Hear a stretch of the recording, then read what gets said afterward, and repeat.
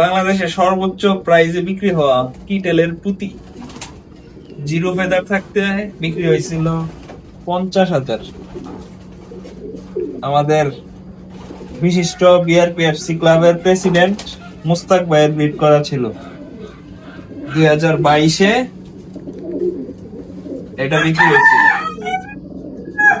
2022 BRPFC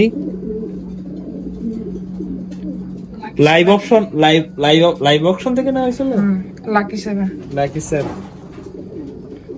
বাবাটা তো মনে হয় ড্রাপার ছিল ড্রাপার